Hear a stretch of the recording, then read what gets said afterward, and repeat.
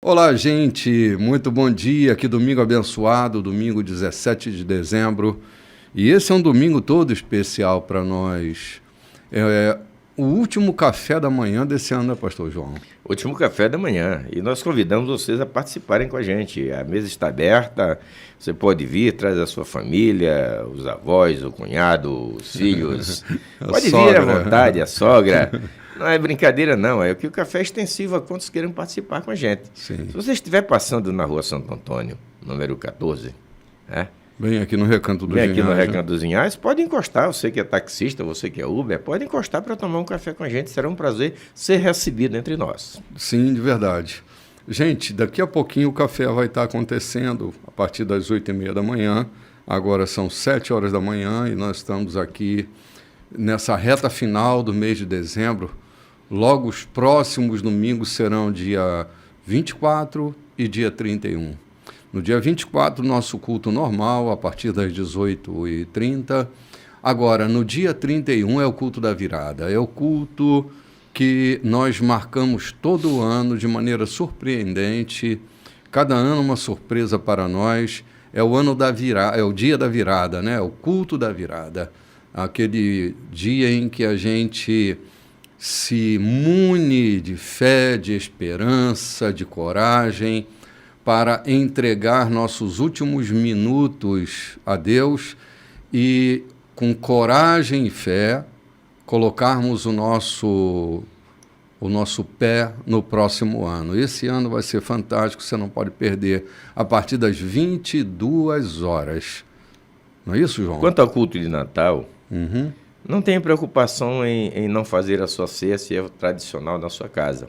Você pode vir ao culto, que às 20h30 você já está saindo daqui, dá muito tempo rapidamente, de fazer. Vamos fazer um culto mais curtinho, mais exatamente, enxuto. mais enxuto, que às 20h30 você pode estar saindo daqui e vai direto participar da sua ceia com a sua família, né? Sim, sim. Porque nós entendemos que o Natal é evento de família. Todavia, este ano caiu no domingo. E nós não queremos sequenciar os cultos, ou, aliás, interromper os cultos da igreja.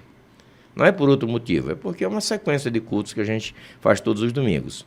Para não quebrar, a gente faz o culto, às 8h30 você já está liberado para sair daqui, desde que você esteja às 18h30 com a gente. Sim, sim. Às 20h30 já está indo para casa. Isso falando do próximo domingo, né? Dia 24. Isso.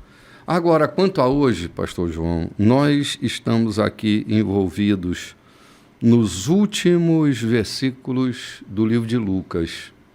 Estudamos Lucas até agora, no último mês do ano, né? E nós estamos diante de um episódio fantástico dos 40 dias que Jesus percorreu, desde aquele episódio lá de Betânia. Eu digo do caminho de Emaús, sim, né? Sim, desculpa, do caminho de Emaús. Porque no dia anterior estavam chorando a morte dele, aí Clopas se levanta, vai para Emaús, né? E Jesus caminhando com eles. Nós já estamos 40 dias, né? No final desses 40 dias da ressurreição, né? Arrepia meus cabelos de tanta emoção quando eu vejo esses últimos versículos, porque para mim é a coroação de todo o ministério de Jesus. Sim. É aqui que Lucas narra, na verdade, todo o resultado. Se parasse bem aqui e não houvesse um fechamento desse texto, era uma história, apenas uma história contada.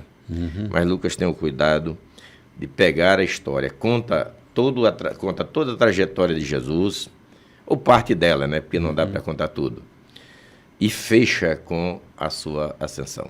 Sim, verdade. Isso para mim é a coisa mais linda. Verdade. E mais a promessa que ele vai registrar, não deixa registrado neste livro, mas lá em Atos, ele faz o registro da promessa, da confirmação da promessa da sua volta. Né? É verdade, João. Então, assim, vamos fazer a leitura desse texto. São 3 versículos, né? 4 versículos, que marcam esse final, essa ascensão de Jesus, né? Há pouco tempo atrás desse dia, Jesus dizia: vou estar com vocês todos os dias, até a consumação dos séculos, né? Mas agora me deixem ir, né? Agora eu estou indo. Mas aquilo que a gente estava comentando da leitura, é que a gente vai e vem numa sequência de leitura, E se não tiver muito cuidado, a gente entende que Jesus aconteceu tudo no mesmo dia que ele se encontra com os discípulos em Emaús, volta para Jerusalém, conversa com Pedro, depois conversa com os discípulos que estavam reunidos com as portas trancadas com medo dos judeus, e dali os leva para fora e sobe. Não. A gente precisa relaxar a mente para entender que isso decorreram 40 dias. Sim. Ainda tem aquele episódio fantástico de Pedro e seus amigos estarem pescando. Jesus está assando um peixe na praia. Que né? um outro escritor registra, né? Está assando na praia. Se não me engano, é Paulo que diz que ele apareceu depois a uns 500 irmãos. Apareceu primeiro a Pedro. Depois vem fazendo aparência para os discípulos do caminho de Emaús. Aparece a 500. Aparece numa reunião onde Tomé não estava. Depois numa outra reunião onde Tomé estava. Foram 40 dias de relacionamento, João. E Jesus continuava instruindo seus discípulos nesses 40 dias, né? Eu já tive a curiosidade de ler devagarzinho tudo que Jesus disse dentro desses 40 dias. É assim, é uma delícia a gente acompanhar no curso da história o que Jesus estava fazendo nesses 40 dias, né? O resumo dos 3 anos e meio. Sim, João, é assim, as últimas palavras de um homem são as palavras de maior conteúdo, de maior afetação. Não estou aqui, de maneira nenhuma, desqualificando o que Jesus disse desde o primeiro ano do seu ministério, não é isso. Mas quando a gente chega no final da vida, você vê a crucificação, são 7 palavras que Jesus diz ali da cruz, 7 conceitos dos mais revolucionários, desde o perdão, né?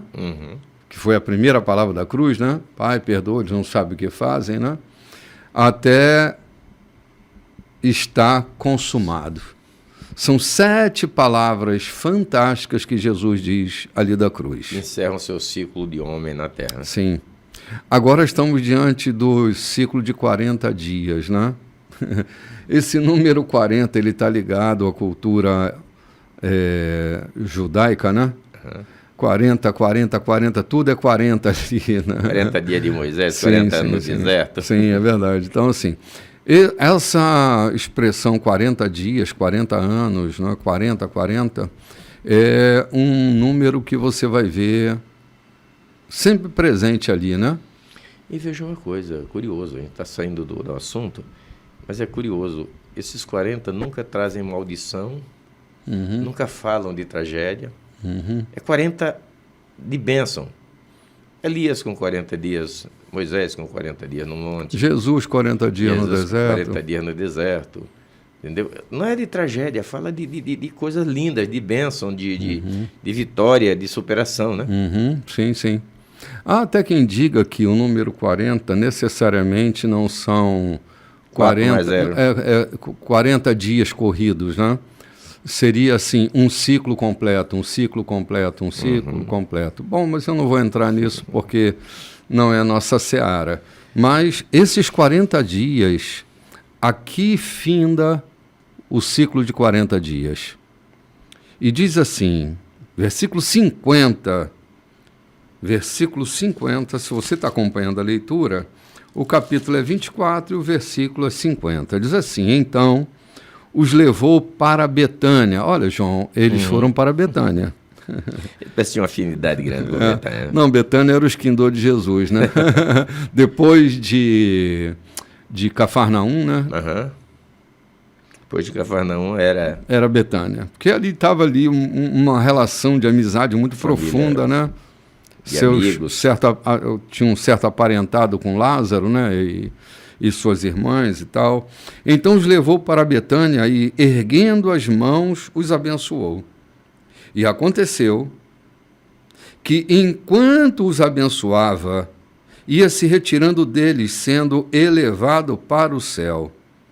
Então eles, adorando, voltaram para Jerusalém, tomados de grande júbilo, e estavam sempre no templo, louvando a Deus.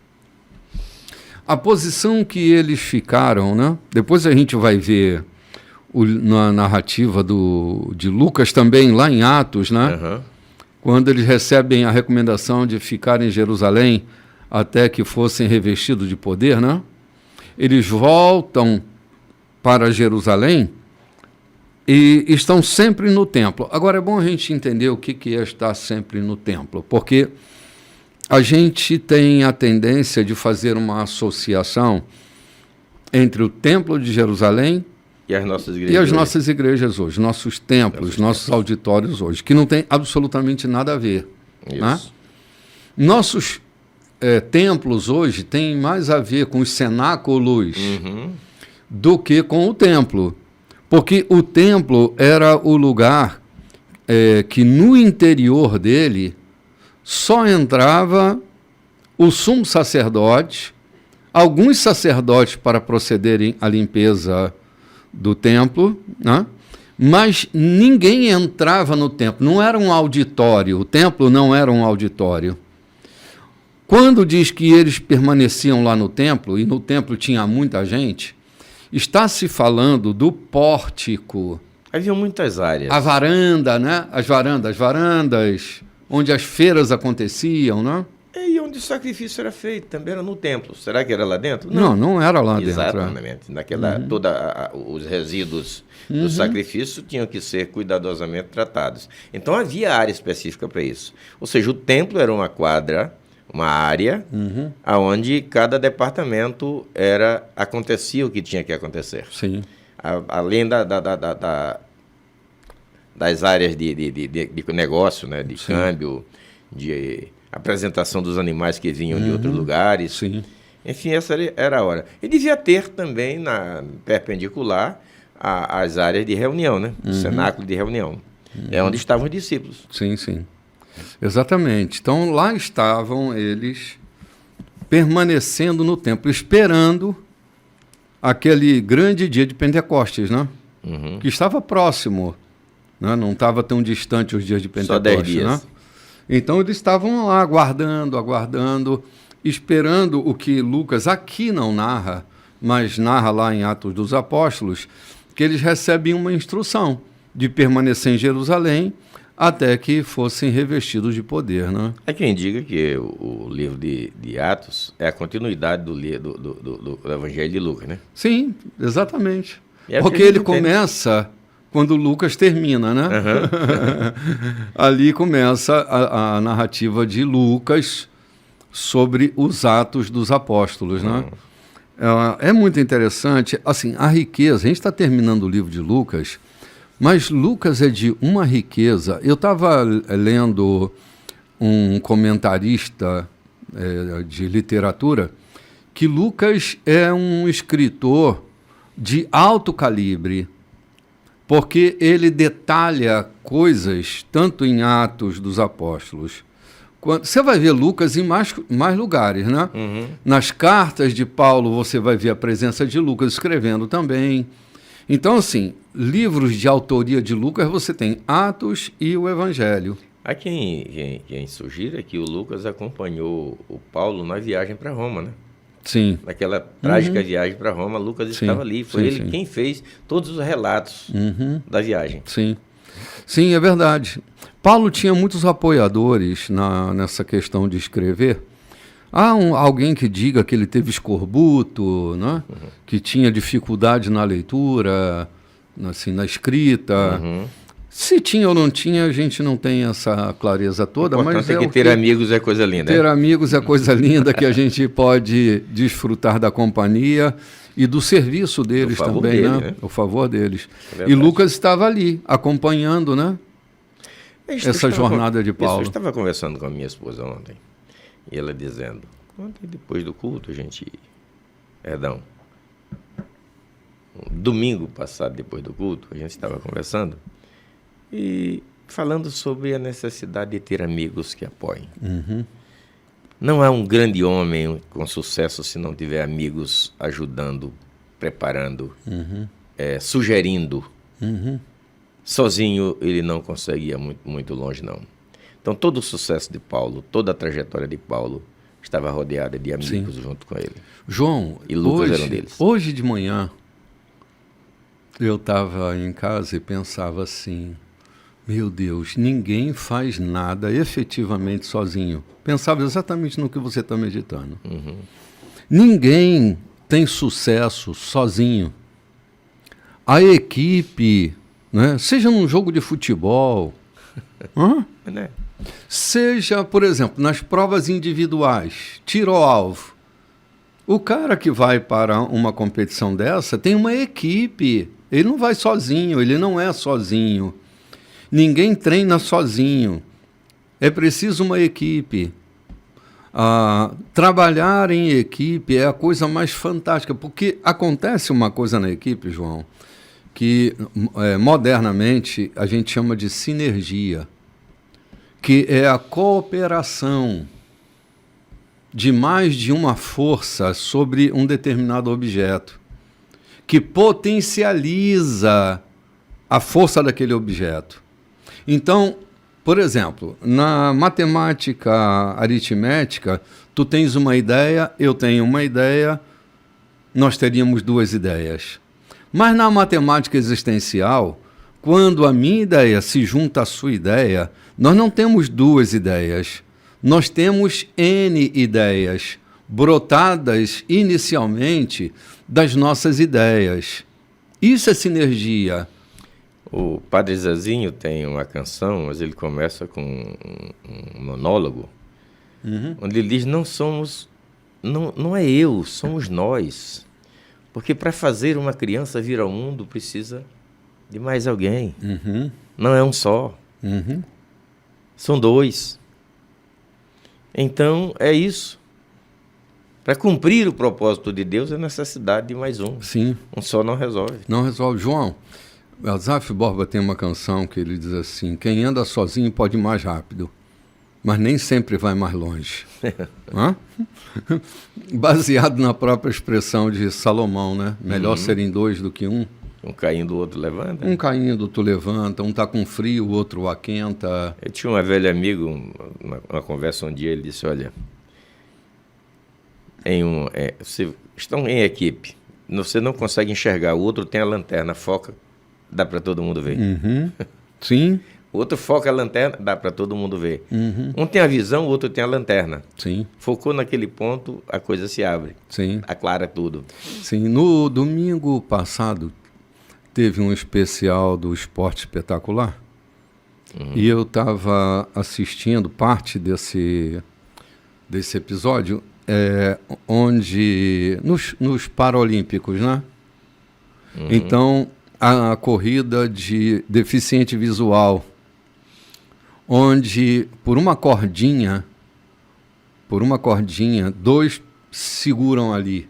Um é o guia e o outro as pernas, né? Um usa a perna e o outro usa o olho, né? A vista. A vista. Então, assim, a equipe, ela potencializa a condição de realizar daquilo que se propõe.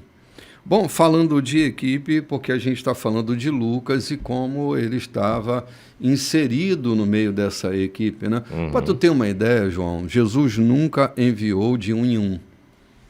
Sempre de dois em dois. Talvez seguindo esse princípio, né?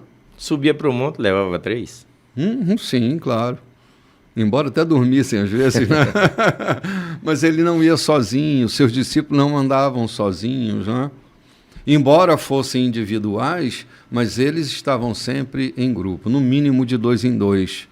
Indo, porque na falha de um, o outro está ali. No desânimo de um, o ânimo do outro está lá, né? Um bate-papo, uma boa conversa, muda atitudes. Eu estava falando disso, alguém até falando, encontrei um cidadão uma certa vez querendo cometer um homicídio. Sentei com ele e na conversa ele desistiu da ideia. Isso quer dizer o quê? 2 pessoas trocando ideias em torno de alguma coisa, uma vida é salva. Perfeito. João, eu converso muito comigo, mas eu te confesso que eu prefiro conversar com alguém que não seja eu. Embora eu tenha uma boa conversa comigo, mas é muito diferente quando você troca ideias, não é? Quando você não está ali ensimesmado nas suas próprias ideias, né? Eu até me atrevo a dizer, Bispo, que eu tenho tratado isso. Adão e Eva parece que não dialogavam muito. Viviam ali, mas parece que não havia diálogo, não havia companheirismo, diálogo, conversa. Porque quando ela é assediada, ela não chama Adão para conversa com o assediador. Sim. Porque parece que não havia diálogo, não havia companheirismo. Estavam no jardim. A Bíblia não fala que havia uma relação intrínseca dos dois, uma dependência entre os dois. Uma interdependência. Uma interdependência. Então, na primeira conversa que ela foi assediada, ela cedeu. Subtende-se que foi falta de um diálogo. Não, eu vou chamar o meu marido para participar da conversa, nós três aqui, a gente discute o assunto, se é verdade o que tu estás dizendo. Lá adiante se vê Caim matando Abel. Caim vê o sacrifício acontecer, o de Abel. O dele acontecer e não ser aceito, ele não vai bater um papo com Adão e com Eva para tomar uma opinião, o que fazer para melhorar a sua relação com Deus. Ele vai e mata o irmão. Eu entendo que isso também é falta de diálogo. Há uma necessidade dos filhos dialogarem com os pais, com as suas esposas, de haver esse diálogo permanente, exatamente para ajudar a dirimir questões que podem se tornarem tragédias. Filhos que não se abrem com os pais matam seus irmãos. Sim. João, acho que uns 40 anos atrás, tem tempo já isso, né? Eu lembro que eu preguei uma mensagem. Eu tenho boa memória para algumas coisas, né? Normalmente o que eu prego, o que eu ensino, fica bem gravado em mim. Eu falava de como o isolamento, né? Porque o tema era esse assim, Deus faz com que os solitários habitem em família. E o diabo é um fabricante de solitários. E eu usava como exemplo Davi, que isolado, a nação toda em guerra, e ele tira férias. E isolado lá na cabeça do palácio, ele olha na solidão dele... Entra em tragédia. Entra em tragédia. Então ele está solitário. Então, toda vez que eu vejo uma obra de destruição, eu olho e vejo pessoas solitárias. Pessoas que vão se isolando, e aí elas se tornam uma presa fácil para toda a operação da maldade. Né? E como achegar-se ou fazer com que aquele que está se isolando mude? Não espere que ele se aproxime de você, se aproxime dele. Sim. Sim. Descubra o que está acontecendo com ele. Porque normalmente esse isolamento é fruto de alguma indisposição, alguma tristeza. E se a gente não fizer esse movimento, ele vai se afundar na solidão. Né? Foi da minha área profissional e a gente estudou muito, treinou muito para isso. Descobrir comportamentos de adolescentes quando estão começando a usar drogas. Então sempre orientamos os pais. Perceba se ele está se isolando e tente averiguar que alguma coisa está acontecendo. Sim. João, é que essa é uma instrução tão preciosa, mas eu tenho visto, no atual momento da nossa história, pais que prestam muito pouca atenção nos filhos. A gente já falou aqui de Davi, que dava pouca atenção na sua casa. Quantas tragédias aconteceram? Sim. Assassinato, estupro. Sim. João, eu vejo um Davi que estava mais preocupado no estabelecimento do reino do que no estabelecimento da sua própria casa. Né? Quantos Davis colegas da gente tem por aí hoje? Verdade. Estão mais preocupados com... Né? Sim, é verdade, João. Com seu ministério do que com... A sua família, com seus filhos. Verdade. Com aquilo que, na verdade, é responsabilidade maior deles. Sim. Cara, eu me arrependo tanto de algumas vezes em que meu ministério se tornou, para mim, mais importante do que minha relação com meus filhos, do que minha relação com minha esposa. E isso foi uma tragédia, não? Isso não vale só ao ministério, vale ao trabalho, às riquezas, ao angariar riquezas. Ao ser um profissional competente, faz muitas vezes esquecer-se da sua responsabilidade de dialogar com seus filhos. Sim. Caim matou Abel por falta de diálogo entre eles e os pais. Verdade. Entre eles e entre os pais, né? Entre não ele tinha e conversa na entre os pais, família, exatamente. né? João, vamos tomar um cafezinho? A gente volta já falando sobre o livro de João. Olá, gente. Estamos de volta, esse segundo bloco da nossa programação, e nós já vamos entrar num texto espetacular, que é o texto escrito por João. É uma literatura bem diferente daquela literatura que a gente acabou de tocar nela, que é o escrito de Lucas. Agora a gente vai para o escrito de João. João era aquele discípulo muito amado de Jesus, era o mais novo da equipe dos 12 apóstolos, né? Andava muito próximo de Jesus. Todo episódio que, assim, mais delicado, João estava lá. João sempre presente em toda a movimentação. E nós vamos tocar num texto que foi um texto, é muito interessante, que em casa, quando as crianças eram pequenas, a gente tinha uns cartõezinhos de memorização de texto bíblico, né? Então, a gente pegava um texto por semana e memorizava aquele texto. E o primeiro texto que nossos filhos memorizaram foi o texto de João, capítulo 1, versículos de 1 a 3. É o texto que sempre me saltou muito ao coração, porque essa coisa da encarnação do Verbo, João, ela me atrai porque foi o maior processo de comunicação que o mundo já viu. A substantivação do verbo. Todo significante precisa de outro significante para gerar um significado. Por exemplo, um verbo sem substantivo, ele é só um verbo. É só um verbo. Ele precisa de substantivação. Para lhe dar sentido. Para lhe dar sentido. Quando João começa dizendo que Jesus era o verbo, e termina dizendo que esse verbo encarnou, se substantivou, nós temos aqui o grande processo de comunicação. Tu imaginas aqui, antes de fazer... Então, vamos fazer um preâmbulo aqui. Deus, sempre Deus, nunca havia sido homem. O verbo era Deus. Ele nunca havia sido homem.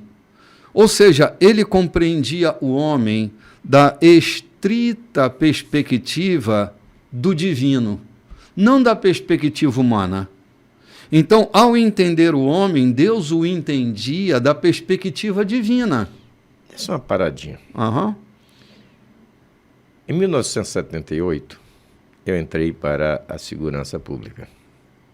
Eu fui criado dentro de uma família onde o meu pai nunca fez coisa errada. Meu pai era um homem irrepreensível. Meu pai nunca pegou nada alheio, nem nos incentivou a fazê-lo. Então eu fui criado dentro de uma ingenuidade, de uma sinceridade tão grande. E quando eu entrei para a segurança pública, foi um choque tremendo. Eu entender que pessoas eram capazes de fazer o que faziam. Porque eu não entendia nada de malícia. Sim. De perversidade. E quando cheguei ali que me deparei com um mundo perverso ao meu redor, para mim foi um choque tremendo. Você está dizendo, não é que eu esteja me assemelhando a isso, eu estou dizendo que olhar da sua perspectiva, daquilo que é próprio seu. Sim. Você olhar o outro. Então, para mim, todo mundo era honesto, todo mundo era sério, porque foi assim que eu aprendi. Então, Deus olhava o homem da perspectiva divina dele. Sim, não humana. Até porque ele foi quem fez, ele preparou, ele organizou esse homem todo, por dentro e por fora. Então, ele tinha tudo para entender que esse homem fosse a sua santidade, a extensão da sua santidade. Sim, sim. Mas não o compreendia da perspectiva humana. É como um homem que se casa, ele pode ter 40 anos de casamento e entender a mulher da perspectiva masculina, de não atravessar fronteiras para tentar entendê-la da perspectiva feminina. É um homem que nunca menstruou, que nunca teve dores de parto, tentando entender uma mulher que menstrua todo mês e que tem dores de parto. Compreendê-la é só da perspectiva humana. Se não cruzar a fronteira, se não se esforçar para compreender, é como mulheres que vivem também 40 anos com seu marido, mas compreende o homem da perspectiva feminina. Do seu próprio sentimento. Sim, como entender um homem que gosta de um esporte, que tem 22 homens correndo atrás de uma bola e achando isso uma maravilha. Como compreender um homem da perspectiva feminina? Não é possível.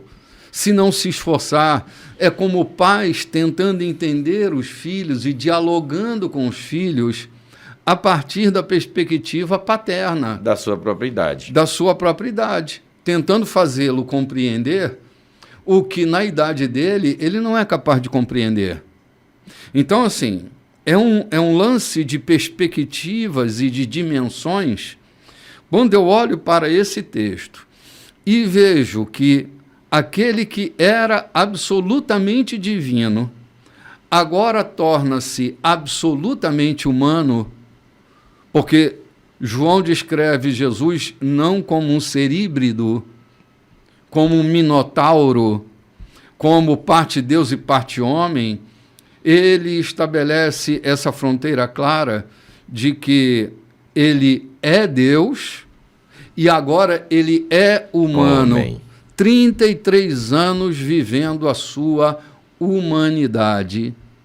É João quem vai se atrever a articular uma conversa sobre esse assunto, que para nós ocidentais, os orientais já tinham dificuldade, quanto a nós ocidentais, temos enorme dificuldade de compreender. Né? Então, assim, é um salto que nós vamos dar maravilhoso na leitura desse texto. Que não é para uma compreensão científica, técnica. Sim. Você só vai entender isso com o coração. Ah, yes, é isso mesmo, João. A mente não é capaz de entender isso. Você precisa abrir o coração. Ao ler o texto de João 1, você só vai entender com o sentimento do coração, da alma, lá dentro. Porque a mente não é capaz de fazer uma dissertação disso que está aqui. Então, deixe que a sua alma absorva, que o seu coração sinta essa emoção do que está sendo lida, sem todavia tentar entender da perspectiva técnica e científica. Sim. João, é que assim, a gente está na Terra e usa as ferramentas da Terra para compreender as coisas, né? A gente tem na matemática, vamos lá, pode ser que eu tropece aqui, você me ajuda. Nós temos da perspectiva matemática, a gente tem trigonometria, geometria, aritmética, álgebra, e aí vai. Caminho da matemática. Só que a matemática divina, ela tem algumas divergências da matemática terrena, né? Quando Jesus diz assim, eu e o Pai somos um, ok? Entender a trindade divina. Entender essa relação trina, né? Que falar de trindade a gente acaba infringindo algum tipo de conceito, a despeito de Deus ser um só, nós não somos triteístas, né? É outra questão complicada, porque a gente parece que tem um conceito meio que triteísta, né? É um Deus Pai, um Deus Filho, um Deus Espírito Santo. Como que nessa matemática não tem três deuses, tem um só, né? E criamos até um quarto. Como um quarto que é um quarto? Deus. Vamos orar dizendo, Senhor, nós te pedimos estas coisas em nome do Pai, do Filho e do Espírito Santo. Então tem um quarto aí, que é o Senhor. Lembra? Sim, Éramos muito tendenciosos a fazermos isso. Senhor, nós te pedimos estas coisas em nome do Pai, do Filho e do Espírito Santo. Então é um quarto Deus. Então, assim, nós vamos olhar agora para uma fala de João, que não é um dos grandes intelectuais do grupo, né?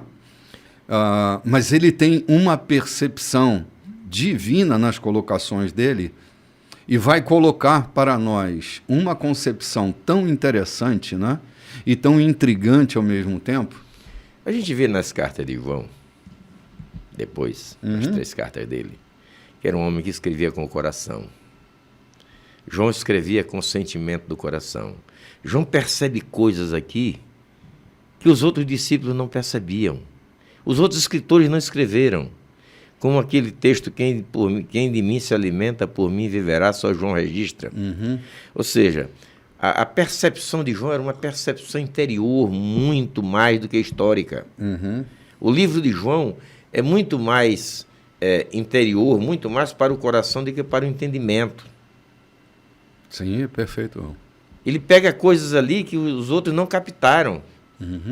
O evangelho de João é inteiramente diferente dos outros evangelhos, porque não é um evangelho histórico. Lucas se propõe a contar, era fulano, fulano, fulano. João fala muito pouco, aqui a partir do versículo 7, ele começa a falar de uma história, mas na verdade ele fala muito mais para o coração do que para a mente. Essa é a proposta de João.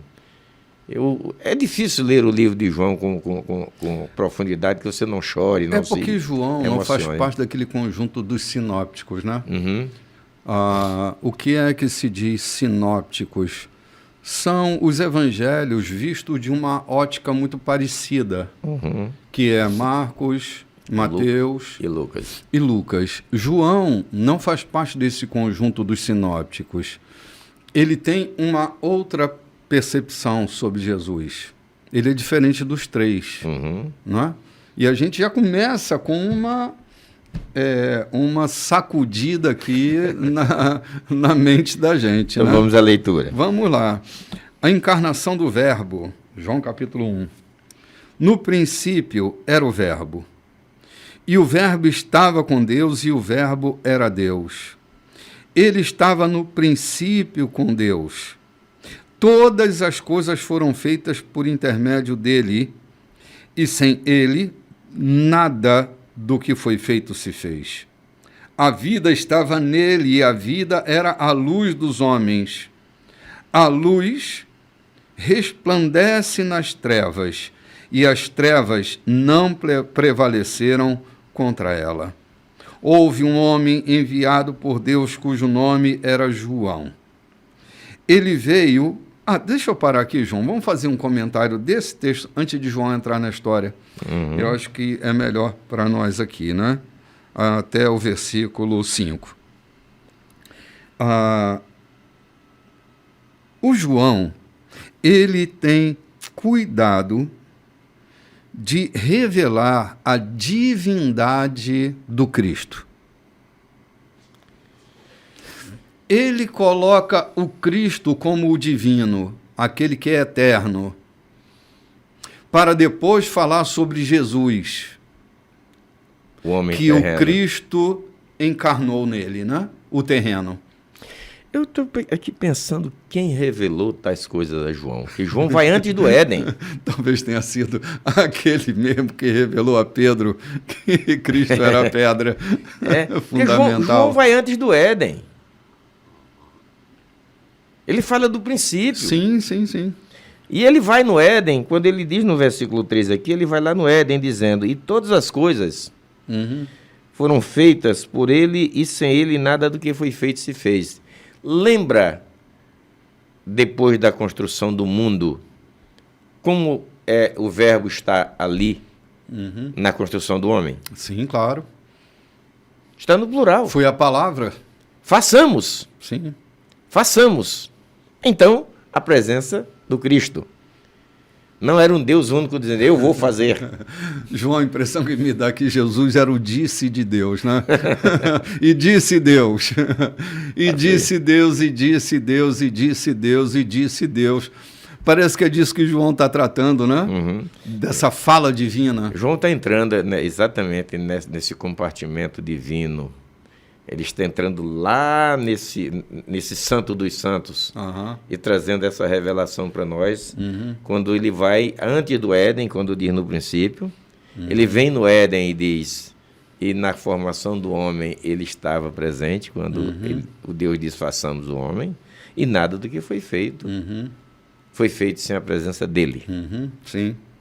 Então, que a gente tem nessa fala de João, tem um condensado de doutrina forte, né? De conhecimento, de revelação do secreto, né? Aquilo que nenhum outro apóstolo disse sobre Jesus, por mais próximo dele. Eu não sei de onde João recebeu isso, né? Talvez... Revelação divina, não revelação pode ser outra divina, coisa. conversas com Jesus, eu sei lá de onde brotou. O fato é que ele trouxe a lume segredos do eterno, do sagrado, e expõe para nós de uma forma tão delicada, mas também tão profunda, que a revelação desse momento do Cristo, quando ele foi morto antes da fundação do mundo. Pois não é? Ele traz essa revelação de um cordeiro que foi morto antes da fundação do mundo, antes do mundo ser mundo. Ele revela o plano B de Deus. Porque, assim, salvação não é um plano original de Deus. A salvação é um plano corretivo. Porque o plano original de Deus não era salvar o homem, era tê-lo como seu amigo para sempre. Eternos. A salvação foi um plano alternativo. Um resgate. Um resgate. Um resgate. Tanto que redenção tem a palavra Éden bem no meio aí, né? Trazendo de volta. Trazendo de volta para o Éden. Esse era o grande plano com a morte de Jesus. Trazer o homem para o Éden. Falei um resgate. O que se resgata? O que se há perdido, né? O que se há perdido. O que não está em posse. Sim. Por isso, assim, ler cada texto da Bíblia, a gente precisa ler com respeito e com total atenção.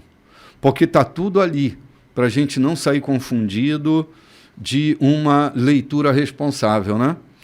É aquilo que eu disse de princípio. Não dá para ler João para entender com a mentalidade científica. Sim, porque ele mexe, João, em conceitos quânticos, mexe com conceitos eternos, mexe com matemáticas que não são convencionais. Que não são convencionais. Então, lendo aqui, João coloca Jesus num plano do eterno. Ele remete à eternidade. E tudo que foi feito se fez a partir dele. Ele se torna esse grande boom de todas as coisas. Agora, ele vai colocar João Batista dentro do cenário, né? Lá no versículo 6. Houve um homem enviado por Deus cujo nome era João. Este veio como testemunha para que testificasse a respeito da luz, a fim de todos virem a crer por intermédio dele. Ele não era a luz, mas para que testificasse da luz, a saber, a verdadeira luz, que, vinda ao mundo, ilumina a todo homem. O Verbo estava no mundo, o mundo foi feito por intermédio dele, mas o mundo não o conheceu. Veio para o que era seu, e os seus não o receberam. Mas a todos quantos o receberam, deu-lhes o poder de serem feitos filhos de Deus, a saber, aos que creem no seu nome, os quais não nasceram do sangue, nem da vontade da carne, nem da vontade do homem, mas de Deus. E o Verbo se fez carne e habitou entre nós, cheio de graça e de verdade, e vimos a sua glória, glória como do unigênito do Pai. Eita, lá. Olha que profundidade é essa. Dizer que João anunciava a luz. João já era um ser luminoso, mas ele não era a luz. mas apontava para a luz do mundo, que todos aqueles que cruzam por ele e o atravessam, e ele os atravessa, são iluminados vida fora. Dissipa as trevas de uma mentalidade adâmica, caída, não regenerada. E eu acho bem interessante que isso é feito pela vontade de Deus, não é da carne. Não é dos homens. É da própria vontade de Deus eleger, né? Eleger pessoas para essa bendita revelação. Não é um plano articulado pelo homem. Sim, não é. Eu lembro aqui, falando de João, que, como diz o ditado popular, João mata a cobra... E mostra a cobra. E mostra... Ou seja, o que João está dizendo aqui? Que o João Batista que veio falando, anunciando, alguns anos antes, lembra quantos anos foram entre o ministério de João Batista e o começo de Jesus? Não foi tanto tempo. Não foi. Talvez também uns 2 anos. No máximo. João Batista fica no deserto, dizendo, ele vem. Ele vem. E ele vem, ele está chegando. E ele vem de tal forma que o reino está próximo. Eu, com toda essa pompa que vocês estão vendo, não sou indigno de amarrar a sandália do sapato dele. E um dia João está no Jordão e ele aparece e João aponta. Eu avisei para vocês, ó. Está chegando. Esse é de quem eu falo. O Cordeiro de Deus que tira o pecado do mundo. João fala e confirma o que ele falou. Está aqui de quem eu falava. Sim. João foi um profeta inteiramente diferente. Os profetas Isaías falavam do Messias e foi-se 800 anos antes de acontecer. João falava e dizia, tá chegado, é chegado. Isaías dizia, ele vem, é o Messias. E João disse, é chegado, está aqui. Aí mostra, está aqui o homem. Eis aqui o Cordeiro. Eis aqui o Cordeiro de Deus que tira o pecado do mundo. E aí nós estamos falando de João Batista, de João, evangelista, o discípulo de Jesus. Né? Agora, nesse versículo 14, João, eu vou retomar o início da nossa conversa aqui. E o Verbo se fez carne e habitou entre nós, cheio de graça e de verdade, e vimos a sua glória, glória como do unigênito do Pai. Não é parecida. Não. Como é verdade. Como a do unigênito do Pai. Imagina você que só tem um jeito, João, da gente estabelecer comunicação de verdade. É encarnar a dimensão do outro. João, os conflitos de gerações nascem da falta de comunicação. Porque as gerações não precisavam viver em conflito se os pais falassem a língua dos filhos. E está na dimensão do pai a habilidade de falar a língua dos filhos e não adultificar os filhos numa hora em que eles precisam daquela idade infantil. Comunicar ao outro. Todos os conflitos, né, dizem que a guerra nasce do silêncio, da falta de diálogo.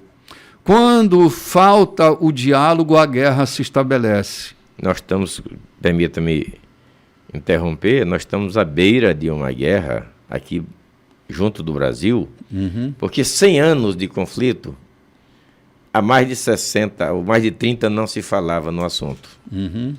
De repente agora Venezuela e Guiana. Sim. De repente agora reacende. Ou seja, durante esses 30, mais de 30, desde 66, o assunto entrou em silêncio. Agora vem à tona com a iminência de uma guerra. João, tudo aquilo que a gente faz silêncio, cresce um barulho grande dentro da gente.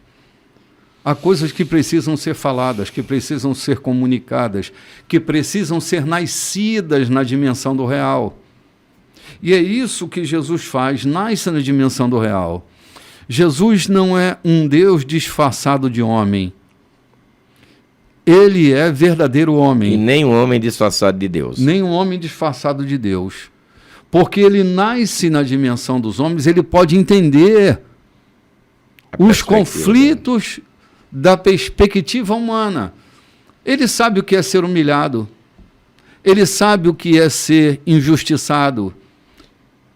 Vai mais do que isso. Só me engano, é Paulo que disse que ele em tudo foi tentado. Acho que não me lembro agora se é Paulo ou se é Pedro, mas um dos apóstolos... Se em tudo ele foi tentado, Uhum. ele passou pelas questões sexuais. Sim. Em tudo, né? Em tudo. Em tudo. Passou pelas questões financeiras. Sim. O diabo não lhe ofereceu a riqueza do mundo. É, verdade. Passou pelas situações do poder, o diabo não ofereceu. Sim. Só o apóstolo diz que ele não cedeu em nada, né? Não cedeu em nada. Não cedeu em nada. Gente, vamos ali tomar um cafezinho e a gente volta já já.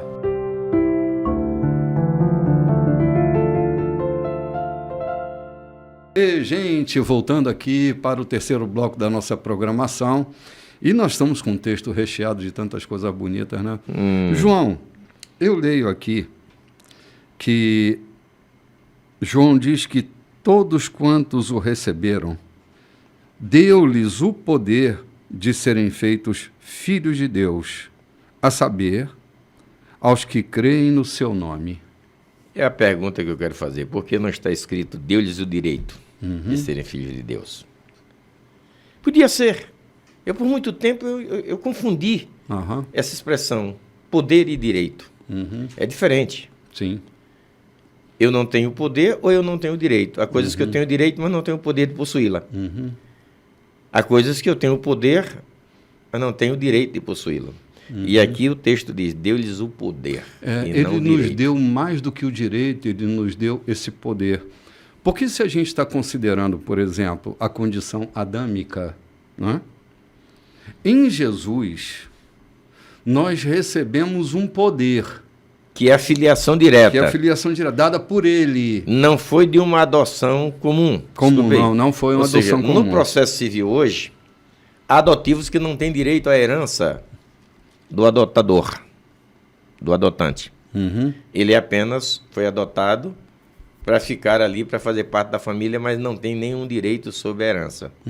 Então ele não tem poder sobre a herança. Sim, enquanto que nós recebemos o poder ou a plenitude, né? De ser filho. De sermos filhos, por meio Portanto, com dele. direito à herança. Por meio dele. Com direito a Porque- toda o que Sim, vem de lá. porque antes dele, nós somos criaturas humanas, Criaturas de Deus. criaturas de Deus, mas a filiação vem por esse poder outorgado por ele. É um poder de outorga exclusiva de Deus. Né? Então, assim, é uma condição espetacular aquela que Deus nos coloca, porque é um poder que pertence só a Ele. E Ele derrama esse poder sobre nós, nos constituindo filhos, não é?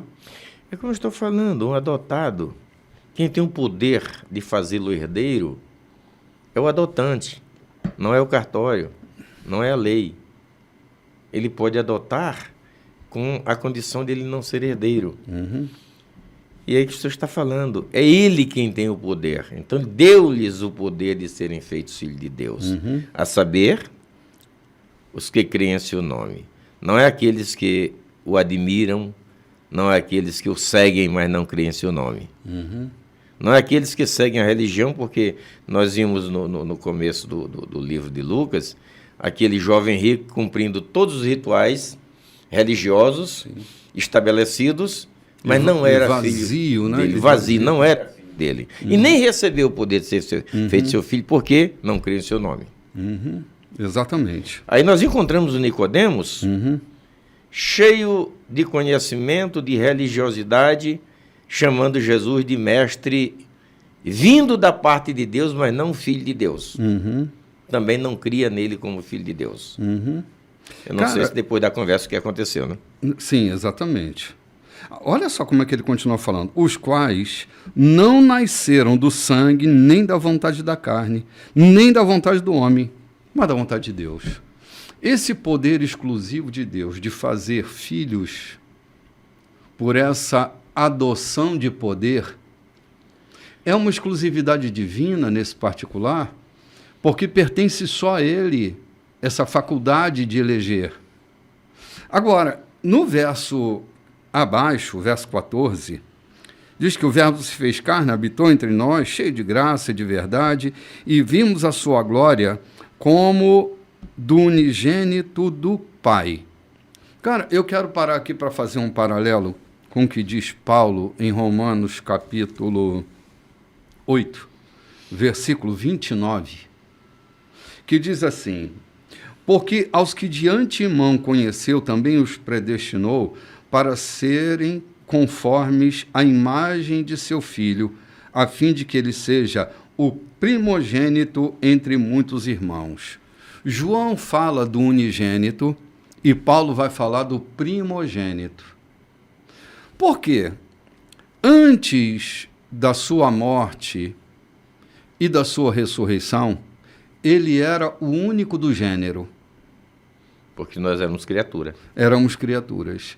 E ele passa a ser o primogênito, ou seja, o primeiro de uma série de homens com as mesmas características que ele.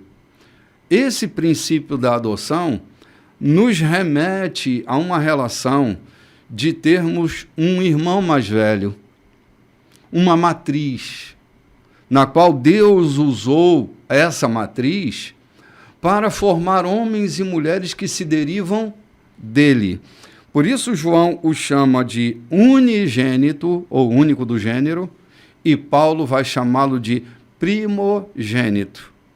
O único do gênero para o primeiro do gênero. Outros irmãos vieram. Outros irmãos adotados nós somos na condição de filhos, porque deu-lhes o poder. Nós não fomos uma coisa maravilhosa, né, companheiro? Nós não somos apenas cuidados. Sabe? Aquele cuidado ou aquela participação que você tem no asilo, que você tem no orfanato, qualquer coisa, você apenas exerce cuidado. Sim. Aqui foi adoção. Foi adoção. Adoção com poder de herança. Sim. Poder de serem feitos filhos de Deus. E a matéria-prima que Deus usa, esses que foram enxertados na videira, é a própria videira. É a própria videira. Eu sou a videira, vós sois o ramo. Vós sois os ramos. Quem está ligado em mim dá fruto. João, a mesma seiva. Eu sou, assim, um fã inveterado da ressurreição. Assim, cada palavra minha dita em algum canto. Domingo passado eu dizia, eu já preguei mais de 14 mil mensagens. Aliás, são mais de 40 anos pregando o Evangelho, e todo dia pregando o Evangelho, em algum púlpito, em alguma TV, em alguma rádio. Às vezes, mais de uma vez por dia, eu prego o Evangelho. Então, isso soma mais de 14 mil mensagens, beirando as 15 mil mensagens de pregação, de púlpito, né? Não com a minha vida, porque eu prego toda hora, mas com a palavra. E a parte central de toda a minha mensagem está ligada ao que Paulo disse: Cristo e Cristo ressuscitado, ok? Quando eu olho para essa atividade do que deixou o Cristo ressuscitado, ele deixou uma série de homens e usou a si mesmo como modelo inspirador. Era o último Adão, que é assim que Paulo chama, o último Adão, substituindo o primeiro Adão. Aquela égide, aquele governo do primeiro Adão, cai de todos os adotados, porque os adotados agora nascem de um novo processo, que é o processo de origem no último Adão, na videira verdadeira.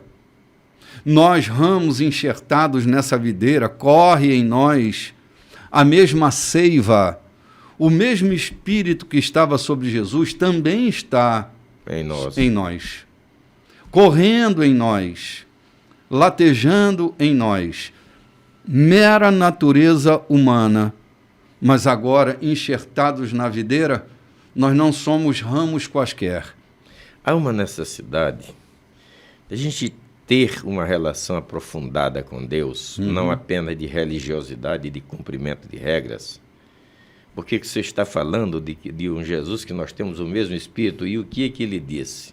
Vocês farão mais coisas maiores do que eu faço, do que eu fiz aqui na terra, por duas razões. Porque eu estou convosco todos os dias, e porque vou enviar o Espírito para estar com vocês.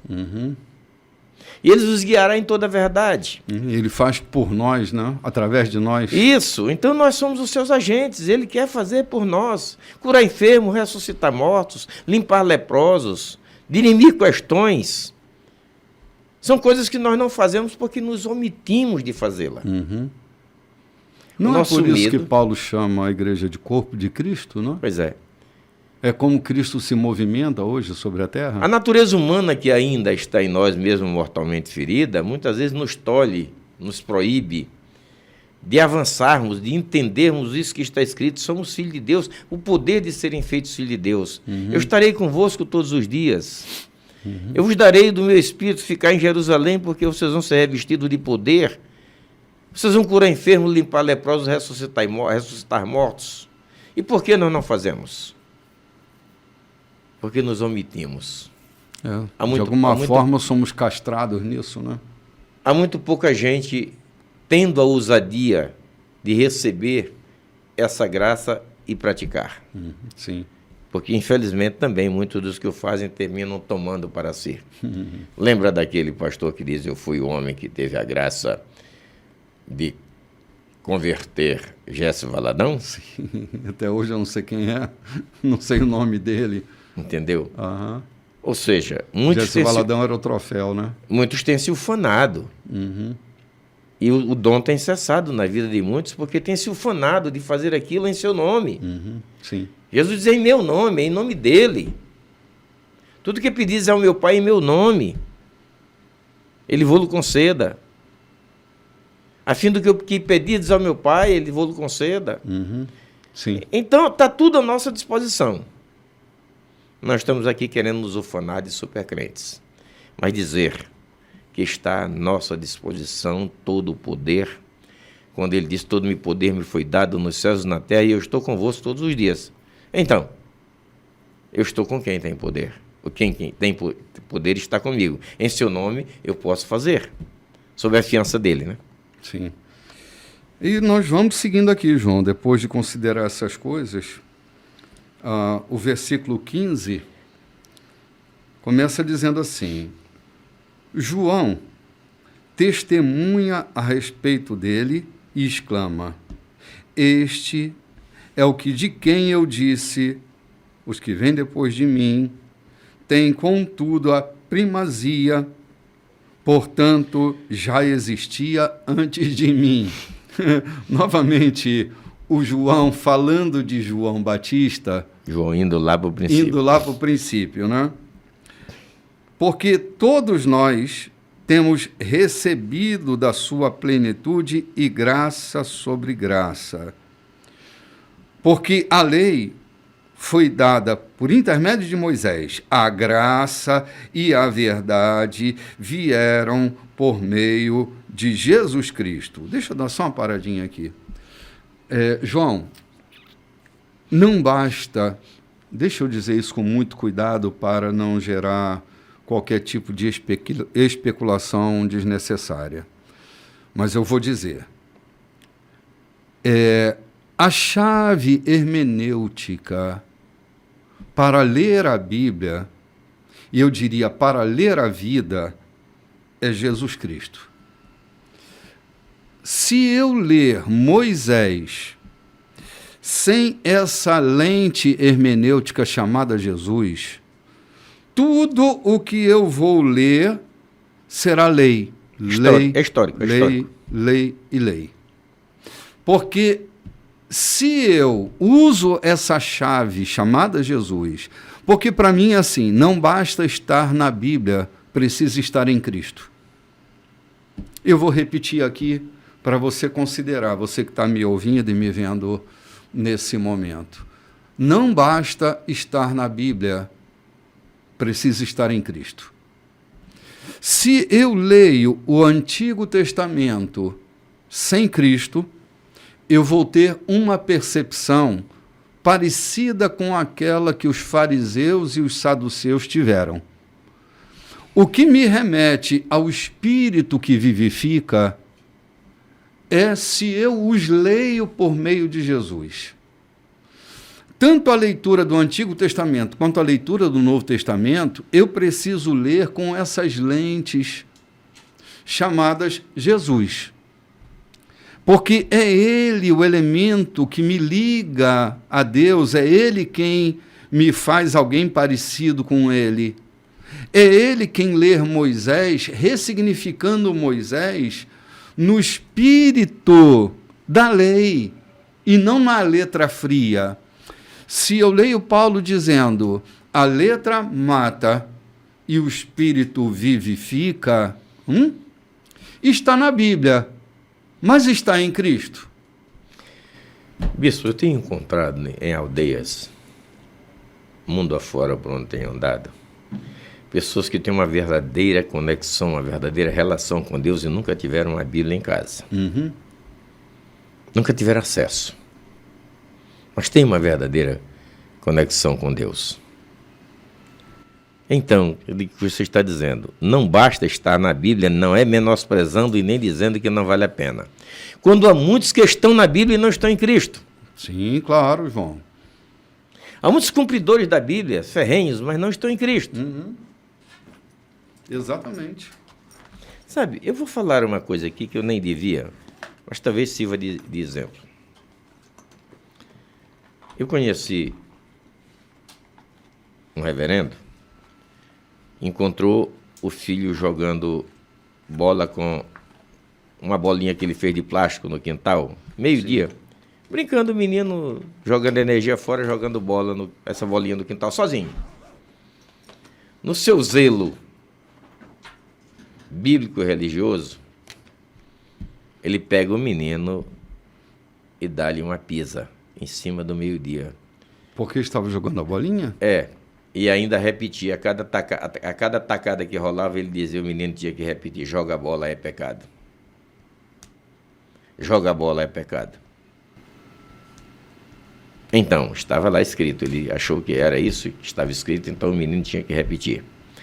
Não obstante isso, alguns anos depois, ele foi pego dando um desfalco imenso na tesouraria da convenção em que ele era o tesoureiro. O pai que batia o menino. Que surrou o menino porque era pecado. Comentávamos isso ontem com um amigo. Não obstante isso, todo esse zelo, porque o menino estava jogando uma bolinha no quintal, jogar bola é pecado. O exemplo que ele deu depois foi ter sido desligado da convenção, dessa convenção, de onde ele era tesoureiro, depois de ter dado um desfalque e ter feito outras coisas que não vale a pena dizer. Então eu te pergunto, está em Cristo ou está na lei, na religião? Agora tu vê, qual é a medida de se julgar pecado, né, João? João, eu acho que um dos grandes problemas que hoje a igreja enfrenta é que a igreja morre de medo do pecado, como se nos nascido de novo o pecado fosse o grande problema. Quem é nascido de Deus, diz João, né? Uma de suas epístolas, não peca, porque o que habita nele é a divina semente. Ou seja, não vive na prática do pecado. Não vive na prática do pecado. Então, a prática do pecado, ou seja, a fonte que faz prática, que faz praticar, já foi estancada. Não é assim que está escrito? Sim. Não é assim que nós entendemos? A fonte que faz o pecado brotar na vida do homem já foi estancada. Há erros, há culpas que a nossa natureza humana nos leva a cometer. Agora, viver pecando, João diz que aquele que é nascido de Deus não vive pecando, não vive na prática do pecado. Infelizmente, ainda se vê muito isso. Eu até contei um dia desse brincando a história do Malamém, né? Sim. O filho que tinha medo do Malamém não sabia o que era. Há muita gente que tem medo de pecado e não sabe o que é pecado. Sim. João, ainda tem aqueles cuja esse corpo é mortalmente ferido, eles nunca deixam a cicatriz ser cicatrizada. Estão sempre cutucando aquela velha ferida, por isso sangra a vida inteira. Nós que nascemos de novo, não podemos ter essa prática de ficar futucando a ferida o tempo inteiro, Deixa cicatrizar, nós somos novas criaturas. João, aquilo que a gente mais se preocupa, aquilo que a gente mais tem medo, aquilo que a gente mais se esconde, aquilo que a gente mais foge, é aquilo justamente que vai protagonizar a nossa vida. Eu estou lembrando aqui que quase todas as semanas eu viajo 400 quilômetros, 200 de ida, 200 de vinda, eu vou até mais do que isso. Eu não tenho medo de atolar o meu carro, de afundar, porque eu estou pisando em terreno firme. Eu estou numa estrada pavimentada. Então, eu posso ter cuidado com um acidente, com um descuido, com qualquer coisa, ser cauteloso no que eu estou fazendo. Agora, medo de afundar, de atolar o carro, eu não tenho, porque eu estou caminhando em terreno firme. Se eu conheço a Cristo, se eu crio em seu nome, conforme o versículo que nós lemos aqui, a saber os que criam em seu nome.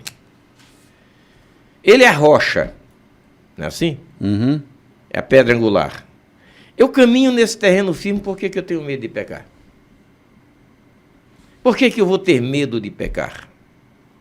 Eu preciso ter cautela e cuidado para não sair da estrada, porque, sem dúvida, eu vou a uma velocidade de 100, 120. Se eu descuidar e sair da estrada, eu vou ter acidentes, que pode custar a minha vida. Sim. Na vida espiritual, eu entendo que também pode ser assim. Eu estou caminhando em terreno firme. Eu só preciso ter cautela, cuidado, mas não medo. Mas há um medo mórbido.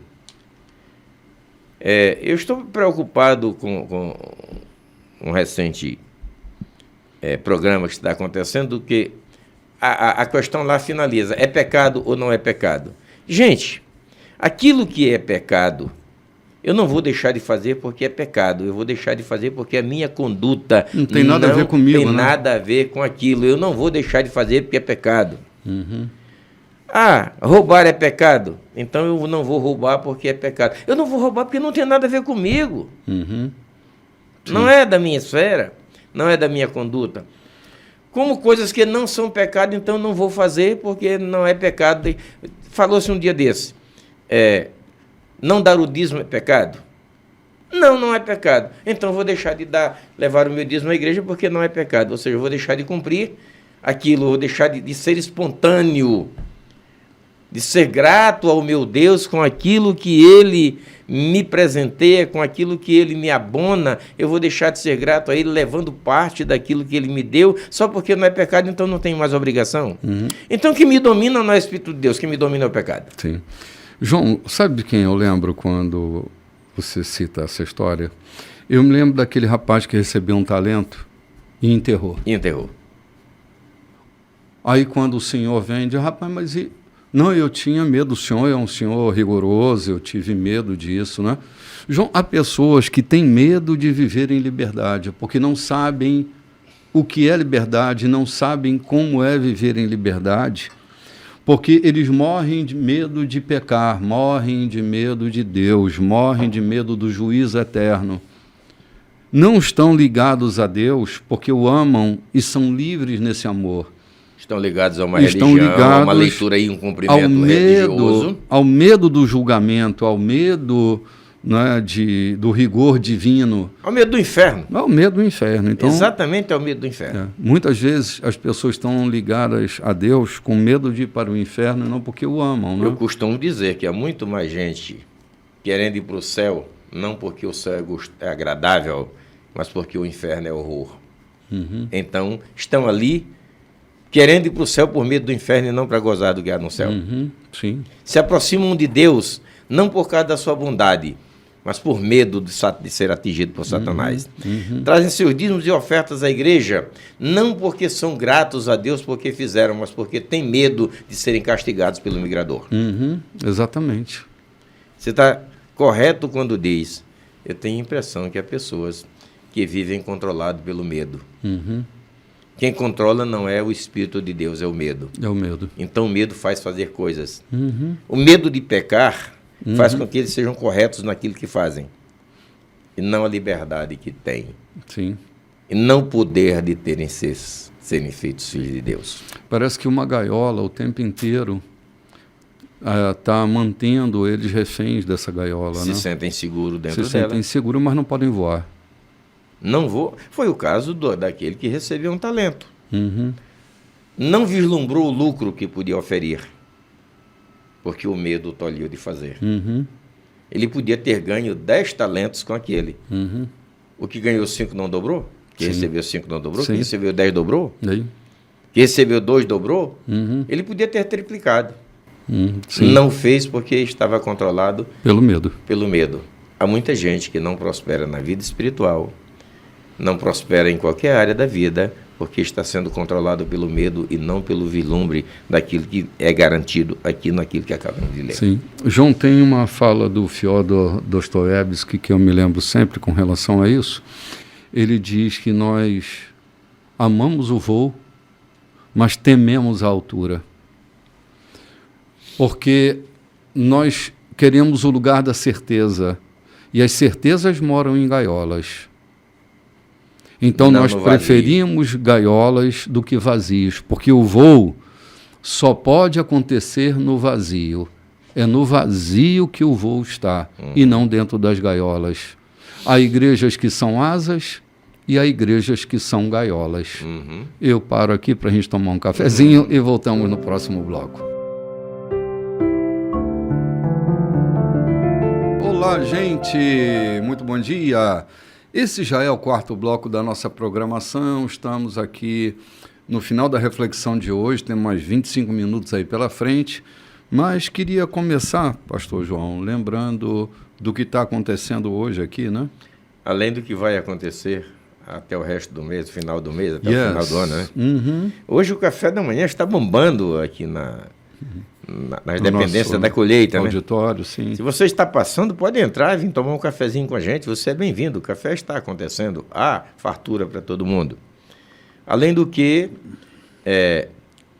nós temos para a noite o grande culto. E no dia 24 de dezembro, que coincide ser domingo, também estaremos cultuando a Deus juntos aqui na A igreja. partir das 18h30. A partir das 18h30, te dando a oportunidade de voltar para casa às 20h30 para fazer a sua costumeira ceia, quem é acostumado a fazer. Uhum, sim. Sendo que no dia 31, que também é domingo, nós vamos começar o nosso culto às 22 horas, porque nós queremos aproveitar esse tempo e não sacrificar começando às 18h30, como sempre, para ir até às 0 hora. A gente quer começar às 22 horas. Então, portanto, a gente tem 2 horas de culto, de testemunho, de uma conversa, de uma adoração, de uma mensagem, até que o ano velho se expire e nós recebamos o ano novo com muita alegria. Sim, João, começar o ano com fé, começar o ano encorajado, começar o ano com esperança é uma coisa fantástica, energiza a gente de uma maneira extraordinária. E é isso que toda virada de ano a gente tem proposto. Uhum. Começar o ano com fé, começar o ano com gratidão e expectativa boa, porque esperança é uma boa expectativa daquilo que está por vir. Não? Além do que, também nós vamos despedir-nos do ano com gratidão a Deus por tê-lo passado em paz, em segurança, por ter tido a oportunidade de estarmos vivenciando todo esse ano de 2023. Aquilo que disse no domingo próximo passado. Nós não vencemos 2023, nós passamos nele com paz e segurança. Sim. Não tínhamos nada de luta contra o ano. Aham. Tínhamos a vida para viver e vivemos essa vida. Sim. Então, no dia 31, nós estamos convidando vocês para passar com a gente a virada do ano aqui, se você não tem nenhum compromisso. Venha trazer o seu tributo a Deus por 2023 e venha somar conosco a expectativa do 2024, estarmos cheios de esperança e gratidão a Deus. Sim, é um culto também da entrega das nossas primícias, os nossos primeiros momentos, nossos primeiros minutos do ano, as nossas ofertas que sempre marcam esse momento como as ofertas de primícias. não só nossas ofertas monetárias, mas a oferta da nossa própria vida. Aham. Entregando a Deus a nossa vida para mais um ano. Dos nossos propósitos. Sim, exatamente. Vamos colocar isso tudo diante desse altar que a gente constrói no primeiro dia do ano ou no último dia do ano anterior. Rompendo para o primeiro. Rompendo para o primeiro. É uma noite de altar. É uma noite de entrega, uma noite em que a gente, por meio da fé, está potencializando o nosso ano que está se iniciando ali naqueles primeiros momentos. Foi assim em 2023, estamos atravessando 2023 em paz e segurança. Sim, verdade. E é assim que nós queremos, com muito mais perspectivas de muito mais abundância para 2024. Sim, vivendo de todas as maneiras, né? Aham. Atravessando desertos, atravessando dificuldades e superando essas dificuldades e continuamos avançando. E é isso que nós estamos propondo aí para o culto da virada. Né? Então venha somar conosco. Venha. A partir das 22 horas do dia 31 estaremos juntos. Separe, venha romper esse ano conosco. Será um momento especial, como tem sido ao longo desses últimos 18 anos aqui na capital. Gente, nós estamos aqui já nesse dia 17/12, introduzindo na nossa reflexão o livro de João, e tem sido muito legal, para mim, pelo menos, acho que para você também, né, João, as reflexões que fizemos até agora, até o versículo 18, né? Quando Jesus é dito por João de que a graça e a verdade vieram por meio dele, embora a lei foi dada por intermédio de Moisés. Eu quero falar de uma verdade. Eu entendo que esta verdade não é aquela que não é a mentira. Muitas vezes uma verdade não significa aquilo que deixa de ser mentira. João está falando da verdade, ou seja, do verdadeiro Deus. Não de verdade para dizer, veio suplantar a mentira. Não. A graça e a verdade. A graça e a bondade. A graça e a misericórdia. Deus é espírito e verdade. Não é assim? Não significa dizer que Deus não é mentiroso. Deus, de fato, existe, é e habita em nós. Então, João está dizendo... Não era que Moisés era mentiroso. Não é que Moisés fosse mentiroso. Ou seja, aqui não fala de uma verdade que é o oposto da mentira. Aqui fala de uma verdade daquele que é verdadeiro, daquele que é único, daquele que governa, que preside sobre o dilúvio. A gente ouve Jesus dizendo alguma coisa mais na frente, que ele diz assim, eu venho ressignificar Moisés. Não é que Moisés estava mentindo, mas estava sendo mal compreendido, mal entendido. Ele diz, eu vim ressignificar. Lá dizia olho por olho, dente por dente. Então aqui eu estou ressignificando isso, né? Não precisa fazer isso, levar olho por olho, dente por dente. Perdoe que fica melhor. Né? Perdoe que fica melhor, né? Ore pelos que perseguem vocês, amem os inimigos de vocês, e aí a vida fica melhor. Não é olho por olho e dente por dente. Não é lei de talião. É a lei de Cristo, que é perdoar, amar, orar. Falando em lei de italiano, vou dar uma voltinha aqui para trás e lembrar. Lá no Salmo 139, Davi deseja que Deus dê cabo de todos os seus inimigos. Aquilo era implantado pela lei. Porque Davi era um cara que tinha um coração tão amável, de Deus, né? Tão próximo de Deus. De repente, Davi quer vingança daqueles que não amam a Deus, daqueles que são inimigos de Deus, porque aquilo era implantação, era pela lei. Era aquilo que foi incutido na mente dele. É aí que está falando, Jesus diz assim, eu vim ressignificar.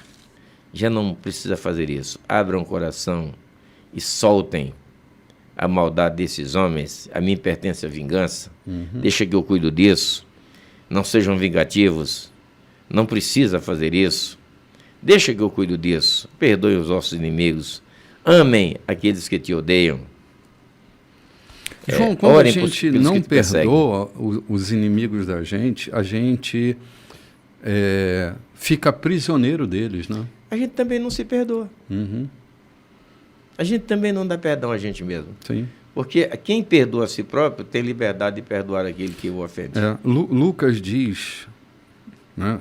Lucas escreve o que disse Jesus, e Jesus diz, não julguem, e vocês não serão julgados, não condenem, não serão condenados, soltai, e soltar-vos-ão. Na medida que eu solto, eu fico solto. Na medida que eu prendo, eu viro carcereiro. Eu também estou preso ali também no processo. Então, a grande chave é soltar, é deixar ir e não trazer para dentro da gente. O peso de um carcereiro é tão grande,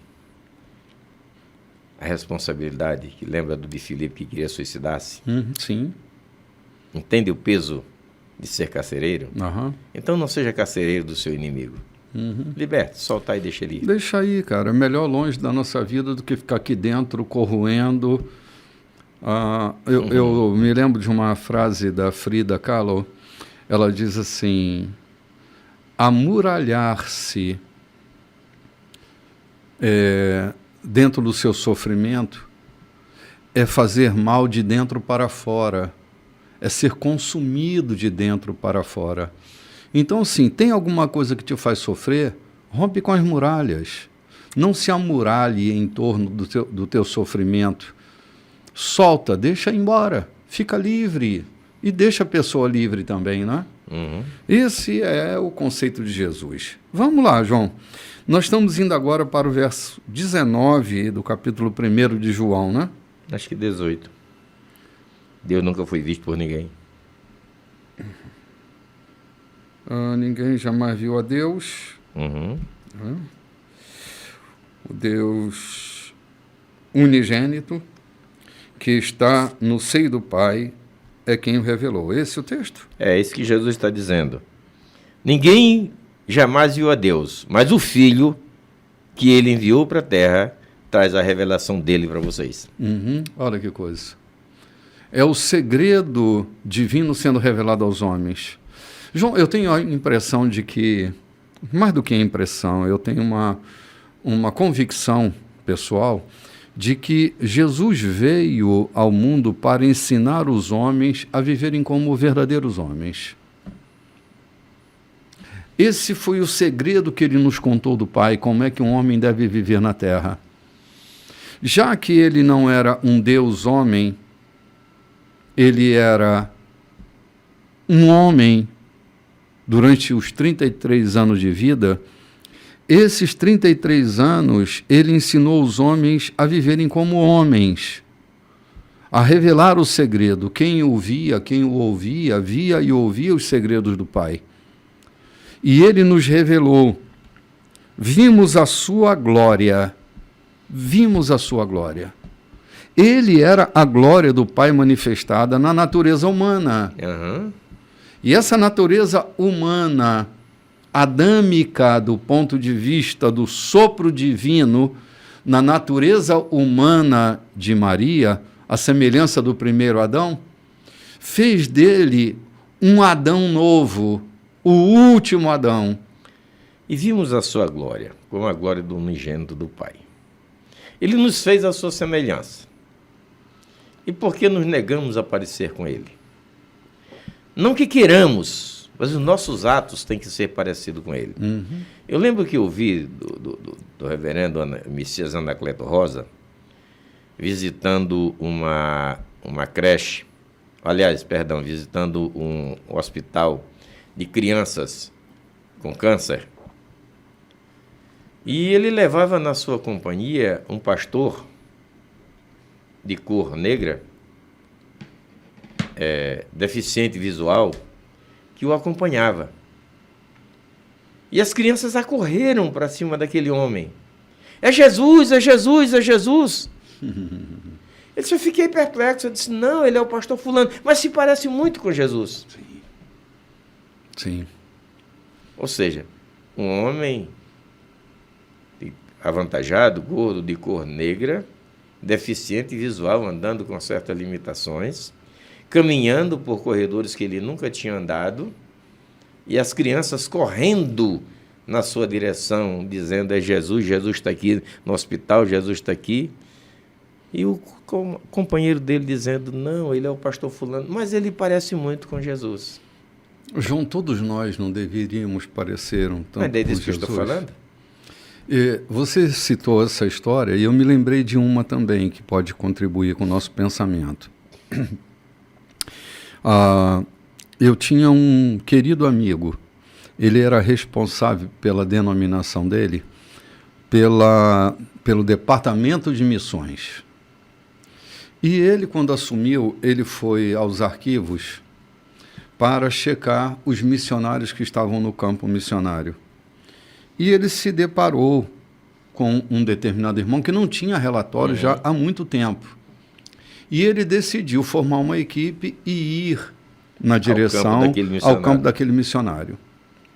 Chegando lá, era uma cidade pequena, ele perguntou, vocês conhecem, eu não me lembro o nome do irmão, mas eu vou criar um nome fictício aqui. Vocês conhecem o irmão, o senhor Sebastião Jerônimo da Silva? Aí o cara, não conhecemos. Rapaz, mas há muitos anos ele está aqui, a gente não tem notícia dele, a gente veio para saber dele, onde que ele está, o que está acontecendo com ele. Aí deram a característica dele. Aí um cara disse assim, Jesus! Jesus mora naquela casa, o senhor entra ali na segunda rua, do lado direito, na terceira casa, é a casa de Jesus. E esse amigo me disse, Renato, eu chorei, porque nossa convenção abandonou Jesus. Há tantos anos sem receber notícias dele. E ele vivendo como Jesus. E ele vivendo como Jesus. Ele perguntou ao homem, por que você chamou ele de Jesus? Ele diz, porque ele é parecido com Jesus que ele prega.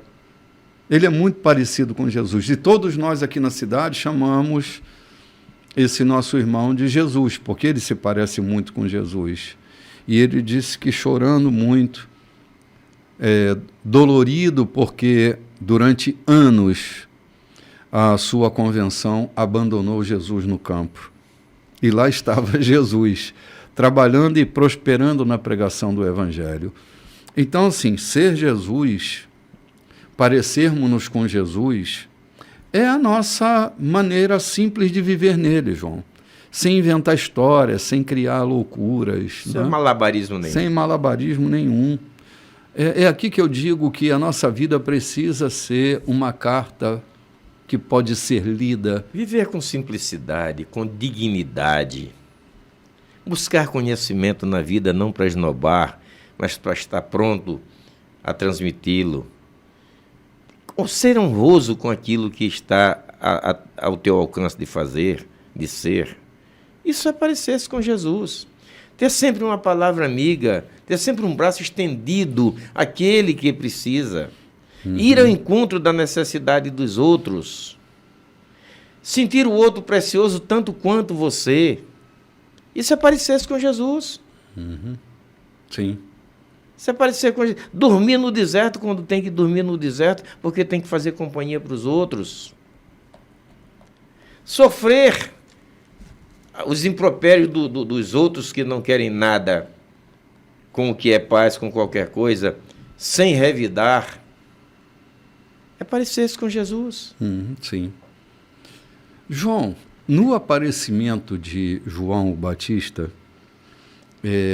houve uma grande movimentação em todo Israel. Porque João era um profeta muito diferenciado. Lembra que depois do silêncio dos 400 anos do período interbíblico, né? Aparece a palavra a João Batista, filho de Zacarias, no deserto da Judéia. Ou seja, a palavra, com P maiúsculo, estava sobre João.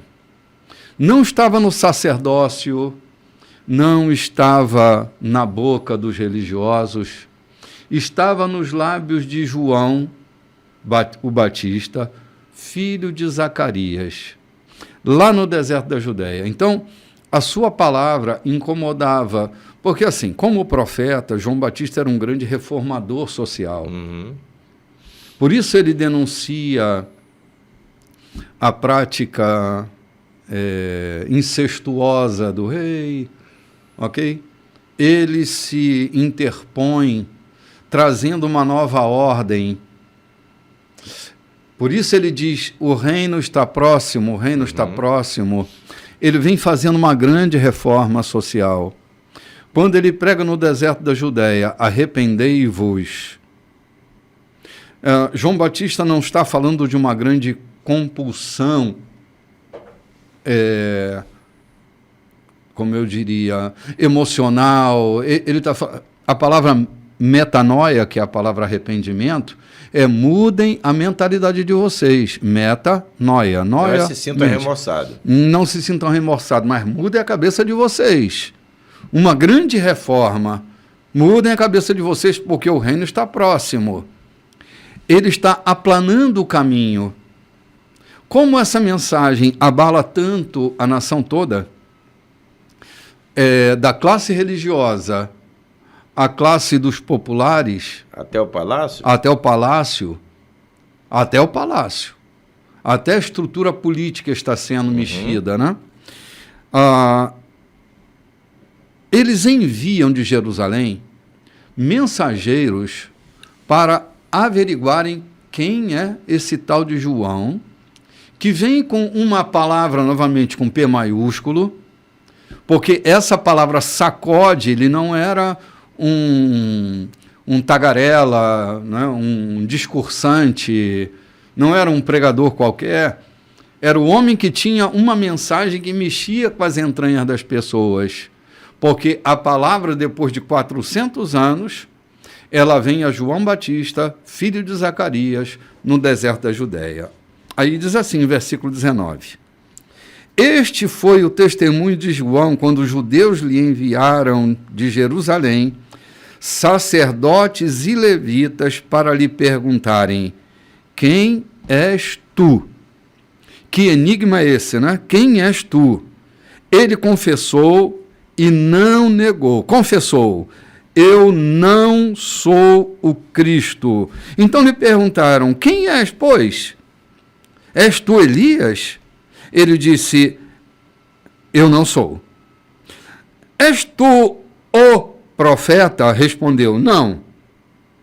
Disseram-lhe, pois, declara-nos quem és, para que demos resposta àqueles que nos enviaram. O que é que dizes a respeito de ti mesmo?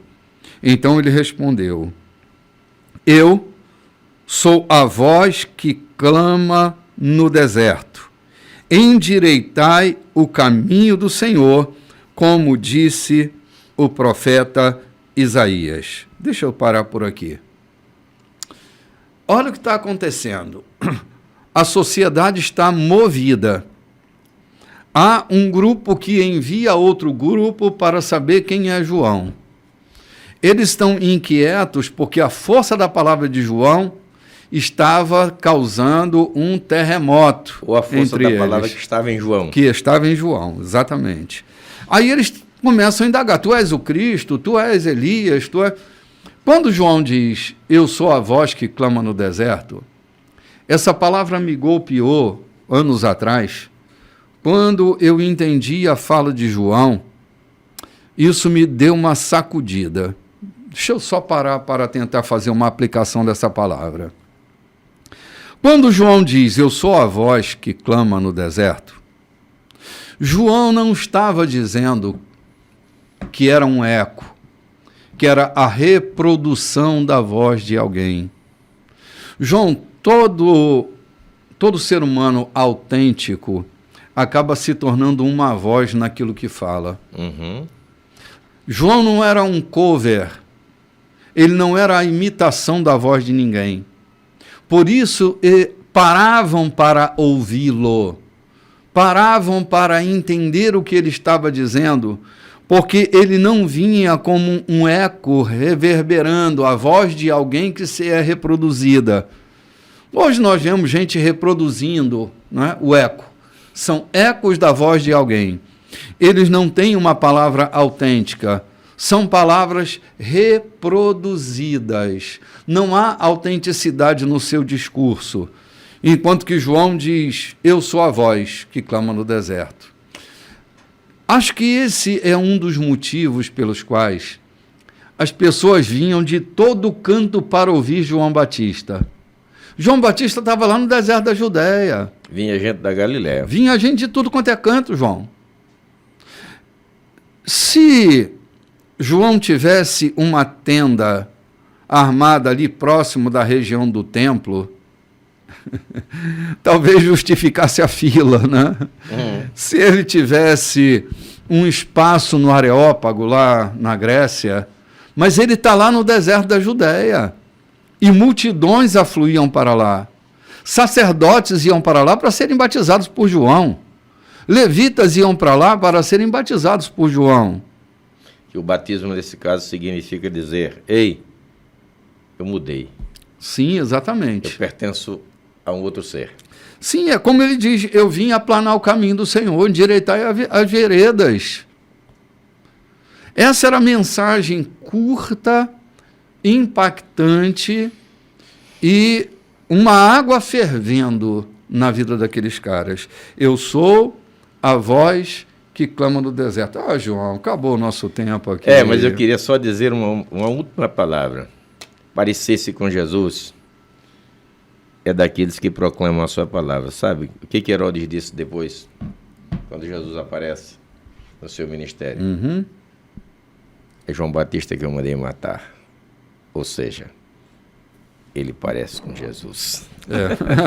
Porque até perguntam se ele é Jesus, né? Até perguntam se ele é Jesus. Isso. Eu me lembro também, quando a gente estudou o livro de Lucas, que o Herodes pergunta se Jesus não era João Batista, né? Não é isso que eu estou falando. Não é aquele João Batista que eu mandei matar. Confundir-se com Jesus deve ser também um dos nossos papéis. É sim, gente. Parecer-se com ele. Gente, chegamos ao final. Lembrando a você que no dia 31, a partir das 22 horas, o culto da virada, nós estamos esperando por você aqui na rua Santo Antônio, número 14, no Recanto dos Vinhais. E no Natal, dia 24, nós estamos aqui a partir das 18h30 para comemorarmos essa data tão preciosa para a nossa Irmandade. Saúdo a todos com paz e até logo mais às 18h30, às 19 horas, quando juntos estaremos. Paz a todos, irmãos.